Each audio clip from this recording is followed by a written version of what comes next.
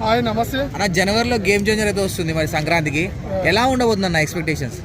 Game changer అయితే చాలా అంటే చాలా బాగుంటుంది బ్రదర్. ఎందుకంటే ఆ మూవీలో దగ్గర మేము కూడా మా విలన్స్ మేము చేసాం, నేను కూడా చేసాం. అందులో మేము చేసినప్పుడు అయితే ఇక్కడ శంషాబాద్లో ఎయిర్పోర్ట్లో చేసాం. దగ్గర శంకర్ భారీ చెక్ వేసింది. అక్కడ పెద్ద ఒక పెద్ద ఇల్లే కాలుతుంది, ఒక పెద్ద అపార్ట్మెంట్ బిల్డింగే కాలిపోతుంది. మొత్తం ఫారెన్ వాళ్ళని తీసుకొచ్చి ఆడ పెట్టిండు. 2-3 బస్సులు ఉంటాయి. ఆ మొత్తం బిల్డింగ్ తాలాడిపోతే ఆడ హీరో గిట్లా దుంకి వెళ్ళి కాపాడుతారు వాళ్ళందరినీ. దాంట్లో హీరో మొత్తం ఫార్మల్ డ్రెస్సులు వేస్తాడు రామ్ చరణ్ గిట్లా. దాని ఆయన కలెక్టర్ ఆయన. దీనిలో ఎస్జే సూర్య ఉంటాడు. ఎస్జే సూర్య అసిస్టెంట్ ఎవరికి, మన శ్రీకాంత్ సీఎం ఇందులో. ఆయన అసిస్టెంట్ వచ్చేసి ఎస్జే సూర్య, రామ్ చరణ్ కలెక్టర్. ఈయన అసిస్టెంట్ వచ్చేసి హీరో సునీల్, మన సునీల్ కామెడియన్. మూవీ మాత్రం ఖచ్చితంగా మస్తు ఉంటుంది బ్రదర్.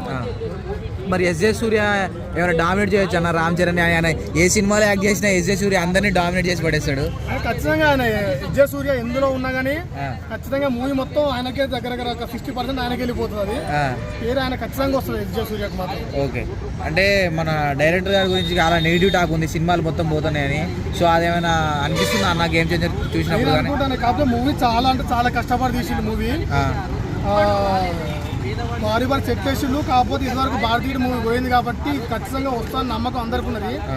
ఒకవేళ పోతే మాత్రం అంటే ఇండస్ట్రీ లేకుండా పోతుంది. అంతేనా? అంటే అన్న మూవీస్ గురించి అంటే ఏం చెప్తారంటే చాలా మంది అంటే కష్టపడి తీస్తారు కదా మూవీస్ని. సో అంటే మీలాంటి వాళ్ళు చాలా మంది ఆర్టిస్టులు అంతా కష్టం ఉంటుంది.